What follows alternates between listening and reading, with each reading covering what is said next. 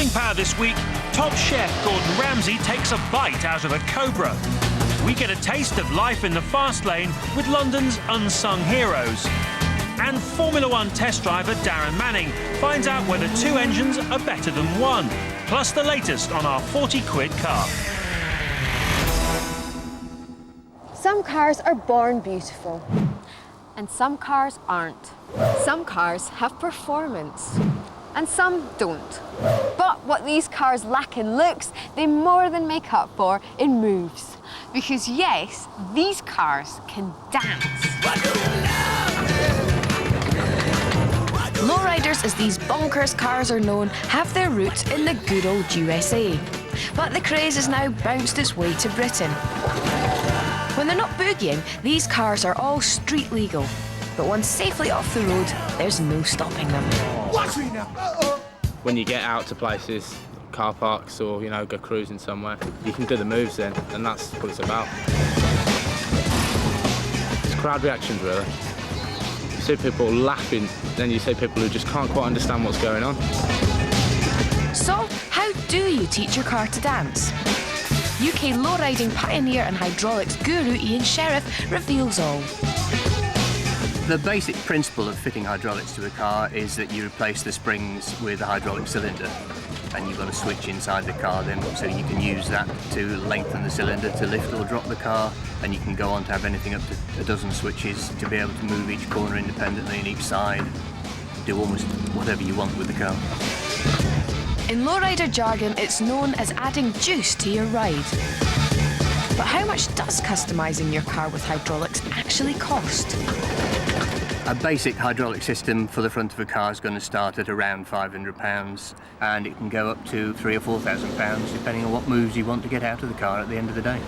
Let it flow, let just go, slow and low, that is the tempo. Lords is the first lowriders club to hit the Midlands, and they've already enjoyed huge interest at shows up and down the country. It's when you're doing the three-wheel, that's when people really take notice, and they look twice, they just can't believe it, cruising along on three wheels, but it's a good buzz, that's what I like about it. And unlike other custom car crazes, lowriding has never been about speed. These guys just want to cruise, low and slow. So you've got your car juiced, you've bounced yourself silly. Where on earth do you go from here?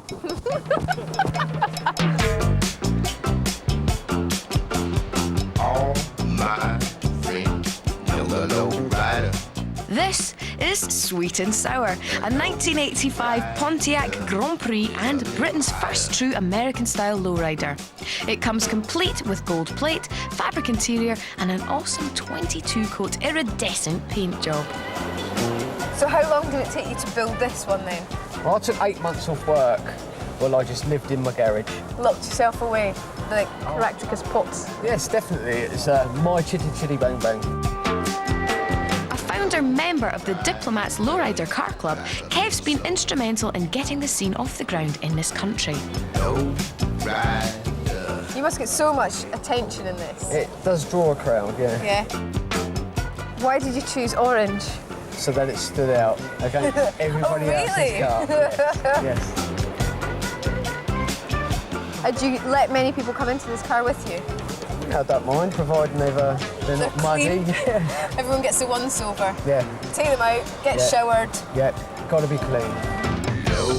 As if driving around Birmingham's Star City in a bright orange Pontiac wasn't attracting enough attention, Kev kindly offered to show me some moves.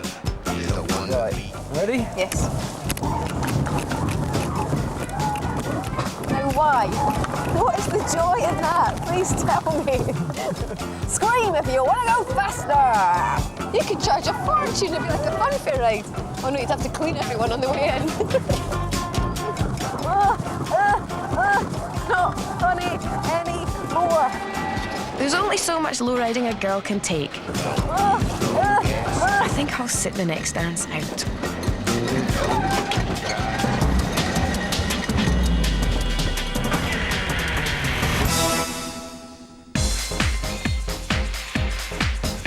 When it comes to extreme cars, there's a thin line between divine inspiration and total madness. And Westfield's Megabusa lives closer to the edge than most. What you don't get is a roof, a door, a proper windscreen, power steering, airbag, all the modern creature comforts that we come to expect from a modern-day road car. What you do get is one of the best lightweight engines money can buy. It may only be 1300cc, but it's a 1300cc monster, lifted straight from Suzuki's Hayabusa, the world's fastest production bike. And that 180 bhp gem is wrapped up in one of the lightest and best handling chassis available. If you want a practical car, look elsewhere. If you want a track day warrior that's still fun to drive on the road, buy a Megabusa. On the other hand, if you're the type of person for whom too much is never enough, then this is for you. Tiger Z100 is the next step. Underneath the bonnet you've got two Kawasaki motorcycle engines, making a rather unconventional straight 8, producing a claimed 300 bhp. Whereas the Megabusa flirts with insanity, the Tiger Z100 is barking mad. We're taking both cars to Chelsea Walsh Hill Climb in the heart of Worcestershire to test them out on one of the toughest 1,000 yards of tarmac you're ever likely to find anywhere. So are two motorcycle engines really better than one? There's only really one way to find out. We're going to play King of the Hill. First the Megabusa.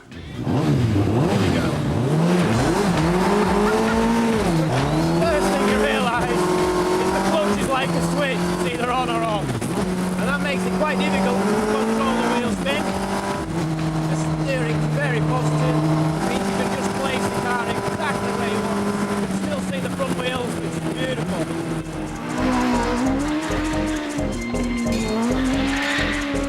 And with the rear end being so light, through the corners, you don't need this thing, the steering wheel. You can just drive it on the throttle all the way through the corner. The sweet-handling Megabusa sets a storming time. Can the Tiger catch it? Well, with over 100 bhp more and slicks, it should be easy, shouldn't it? Now let's see if this Tiger really bites. Straight away you notice the enormous difference in power. You have to be a lot more aggressive with the steering, gear lever. The power is unbelievable. A little too unbelievable for this track. On a wider circuit, it would be a different story. But on the twists and turns of Shelsley, it's just too powerful. Having said that, if you're looking for entertainment, the Z100 is definitely the daddy. Past the finish line. Is it a draw? Well, no. At £22,000, the Megabusa is significantly cheaper than the £30,000 Tiger, which makes the Westfield the sensible choice. But if I wanted sensible, I'd buy a car with a roof. So which one's the winner? As you've seen out there, they're both very equal. But if you've got that little bit of extra cash to spend, get the Tiger.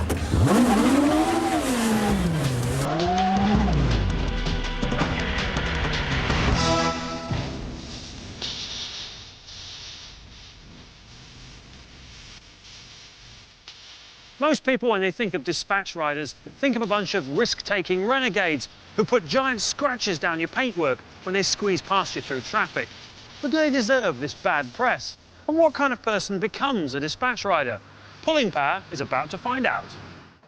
I've signed up as a dispatch rider for a day with a courier company called Chain Gang. I've got my radio, I've got my bike. All I need now is a job. 5-4, James. 5-4. OK, you want the film company in Plantation Wharf. Grab one out of there going up to Wardour Street, Rog. OK, Roger.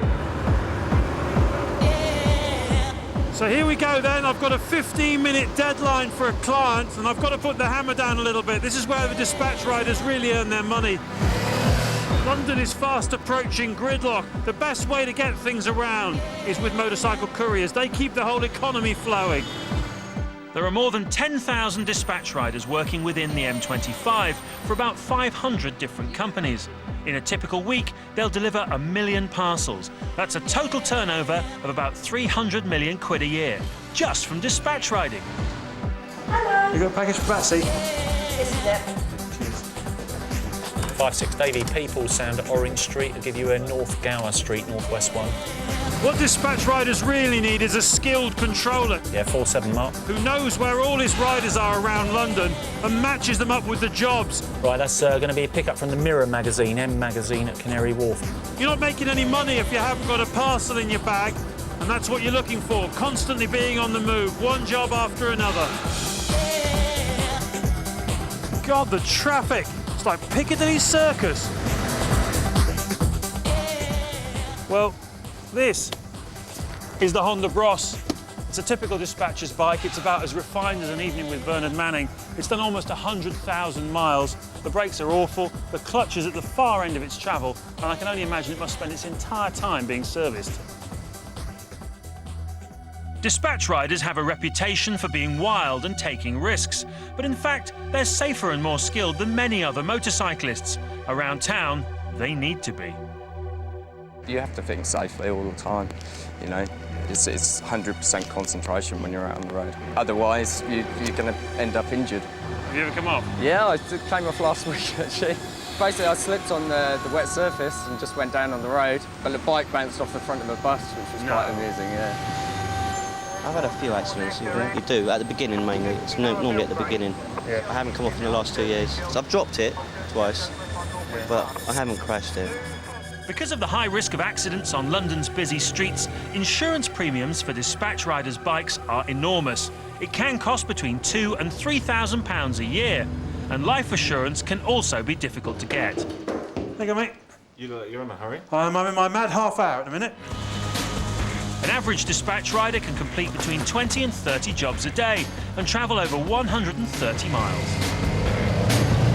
Your hours are long, and you often don't get a chance to stop during the day, and if you want to make your money, you carry on. And fatigue sets in, and you start to make mistakes, and you crash more and go insane a bit more, you know. After paying for fuel, insurance and bike maintenance, a busy dispatcher will do well to clear 400 quid a week, and that's before tax.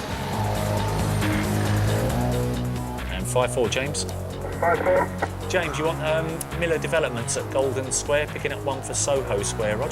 Blimey. Well, you'll be able to get a cup of tea when you've done those, so get on with it. After just one day, I was beginning to wonder if I could hack it as a dispatch rider. Was it really worth working so hard, taking such risks for so little money? I have enormous respect for these guys who do it day in and day out. Tell you what, I'm never going to get rich being a dispatch rider. It's really hard work, this. I think I'll stick to television presenting. She's starving as well.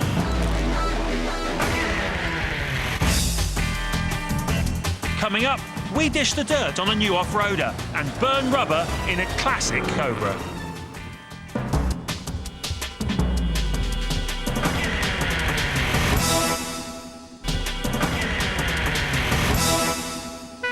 Take just the right amount of the finest sugar. Add lashings of chrome.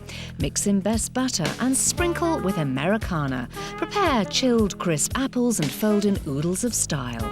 You can get all the ingredients together, but whether it's a recipe for disaster or success depends on the chef. Gordon Ramsay, Michelin-starred chef with attitude. He's also a performance car nut. But what's his dream machine? Ferrari, Lotus, Lamborghini? No, Gordon's dream drive is an AC Cobra. Through the owner's register, we tracked down John and Juliet. Their pride and joy is this £150,000 Cobra. Their other passion is cooking. Could we broker a deal, get Gordon behind the wheel, and John and Juliet into his Chelsea restaurant kitchen? Well, Gordon, we've got the keys. Have you got the recipe? I have definitely got the recipe. A really nice, sophisticated, posh apple pie. I'll show you how to do it. You'll show me how to do it. That's exactly what I like to hear. OK. Banter. Kitchen Great. banter. I'm ready. Ready? There you go.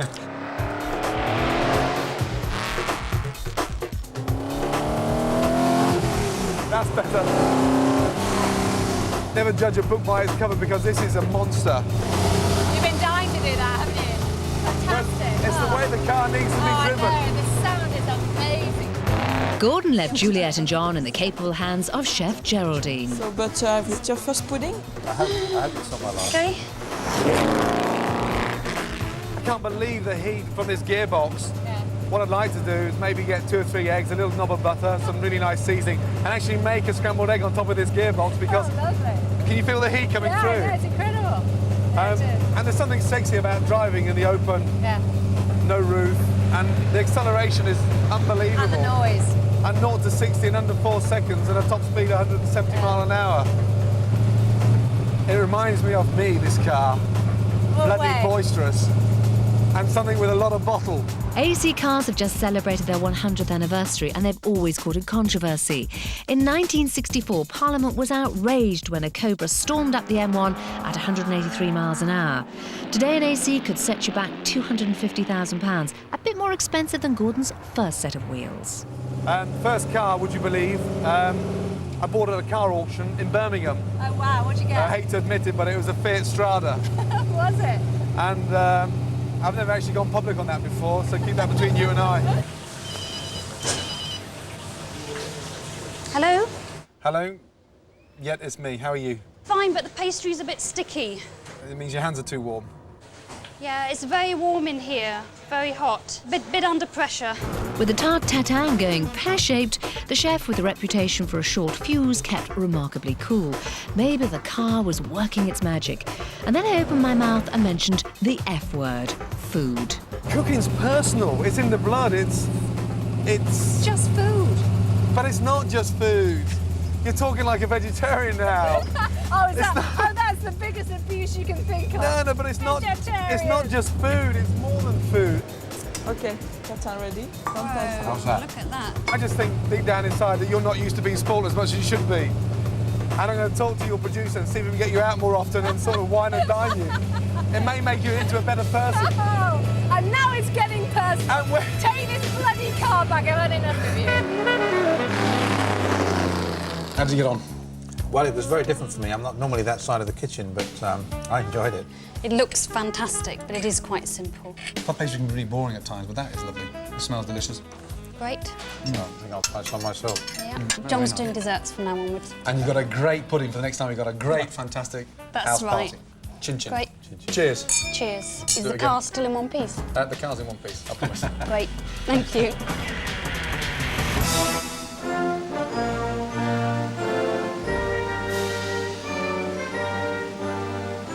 Well, this is a car that needs no introduction.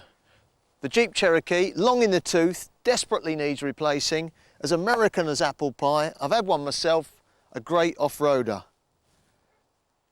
And this is that replacement, or so I'm reliably informed. Incredibly, this is the new Jeep Cherokee. Normally, you know, when there's a replacement model, there's a connection between old and new. You can see there's something in the genes. There's a DNA, a common DNA.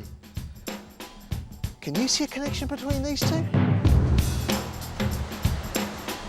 Chrysler Jeep, now under Mercedes ownership of course, made a point of saying to themselves that with this new vehicle, they'd work on the basis that people would drive it 99% of the time on road and not off road, and therefore they've concentrated on its tarmac abilities. This really is a rather refined car-like vehicle. And surprise, surprise, yes, it's a better ride than the original Cherokee. Well, it would be, wouldn't it? This is a 3.7 litre V6. Again, in terms of performance, wonderful. In terms of fuel consumption, oh dear. This car in petrol guise has a drink problem. It's doing as little as 14 miles per gallon. 14 mpg at £4 a gallon. It's potty. What you need to do if you like the new Cherokee is wait for the Mercedes diesel engine version. You may even double your MPG. Although technically you can't argue with the statistics, this is a bigger car inside with more elbow room, more leg room, more headroom. It somehow feels more claustrophobic. You'd feel that you're in a kind of slightly cramped little Japanese off-roader. It's certainly not the sensation of spaciousness that I seem to remember on the old-shaped Cherokee. Having said all that, the interior of the old Cherokee is almost tractor-like. This has a Germanic feel. Even the plastic looks high quality, if you know what I mean. But be careful when you get to the rear end. Hey, that nearly took my eye out. You know, it doesn't matter what I do with this seat, I can't adjust it to a position where I'm comfortable or I'm in a safe and perfect driving position. This is the worst seating arrangement I've experienced since I drove the Renault Scenic when they launched it all those years ago. In case you're wondering why we're in a different Cherokee, well, it's because we're doing some pretty serious off-roading here. We've got the proper off-road tyres, and this has been prepared for pretty rugged, mountainous work. Having said all that, in their obsession to get it right on road, they've had to compromise. And that means things like lowering the ground clearance. It's undoubtedly true to say that the old Cherokee has far better ground clearance, and that means that it's frankly going to be better off-road. With a price tag of around 20 grand for the new Cherokee, don't rule out a second-hand one like this for about £5,000. I tell you, it's a future classic. Yeah, I know there's massive improvements in engineering and build quality, but I've got to tell you, I have a problem with it. Apart from the fuel consumption, it says Jeep on the front, but look at the rest of it. Is this a real American Jeep? It looks more Japanese or Korean to me. On the other hand, this says to me, good old-fashioned Detroit iron. This is a real Jeep, and although it's got its faults, I'd actually prefer one of these than one of these.